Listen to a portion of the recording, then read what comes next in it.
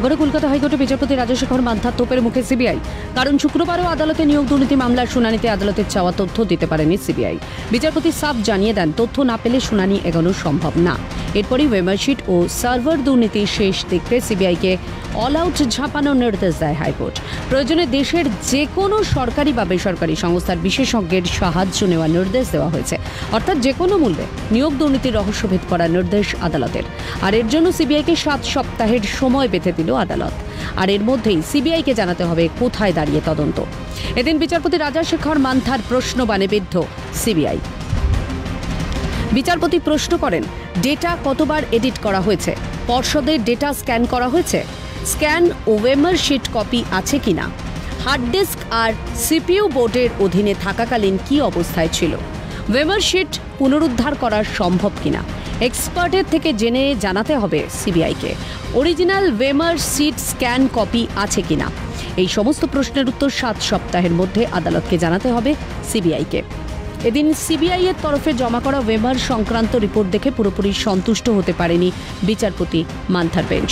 আদালতে উপস্থিত সিবিআই অফিসারদের উদ্দেশ্যে বিচারপতি বলেন, ওয়েমার ও সার্ভার দুর্নীতির শেষ দেখতে চায় আদালত। আর এর জন্য পৃথিবীর যে কোনো প্রান্তের এক্সপার্টদের শরণাপন্ন হতে পারবে সিবিআই।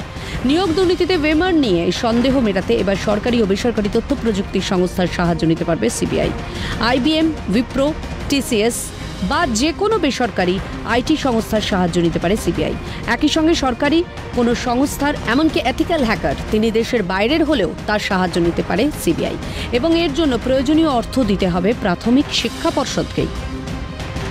আজকে মহামান্য বিচারপতি রাজশেখর মান্থা নির্দেশ দিয়েছেন সিবিআইকে যে সিবিআই চাইলে যে কোনো এজেন্সি, পাবলিক অথবা প্রাইভেট, যে কোনো এজেন্সিকে অ্যাপয়েন্ট করতে পারেন বা কোনো এথিক্যাল হ্যাকার বা কোনো সাইবার এক্সপার্টকে অ্যাপয়েন্ট করে সেই মেটা ডাটা উদ্ধার করতে হবে, সেই হার্ড ডিস্কের ডাটা উদ্ধার করতে হবে। এবং সেই ক্ষেত্রে এই যে এক্সপার্ট অ্যাপয়েন্ট করার ক্ষেত্রে বা অন্য কোনো এজেন্সি অ্যাপয়েন্ট করার ক্ষেত্রে যে কস্ট পড়বে, যে মূল্য হবে, সেই মূল্যটাকে কিন্তু বোর্ডকে দিতে হবে। অর্থাৎ বোর্ড সেই কস্টটা সেটাকে বোর্ড সেটা বেয়ার করবে। হ্যাঁ, বলুন। আদালত জানতে চেয়েছেন যে প্রকৌশলগত দিক থেকে যারা টেকনোলজিতে এক্সপার্ট তাদের কাছ থেকে ওপিনিয়ন নেওয়া, যে অরিজিনাল ওয়েমারশিট যেগুলো ওরা বলছে যে নষ্ট করে দেওয়া হয়েছে সেগুলোকে পুনরুদ্ধার করা যায় কিনা। যদি টেকনিক্যালি পুনরুদ্ধার করা যায় তাহলে আদালতের পক্ষে বিচারের এক পদ্ধতি সুবিধা হবে। আর যদি টেকনিক্যালি উদ্ধার করা নাই যায় তখন আদালতের বিচার পদ্ধতি আরেক রকম হবে। সেই জন্য আদালতে পেশ করতে নিশ্চয়ই দ্রুততার সঙ্গে জরুরি, কিন্তু একইভাবে এই তদন্তের যে বিষয়টি রয়েছে এটাকে একটা সঠিক জায়গা এবং সঠিক দিশায় এগিয়ে নিয়ে যাওয়াটাও জরুরি।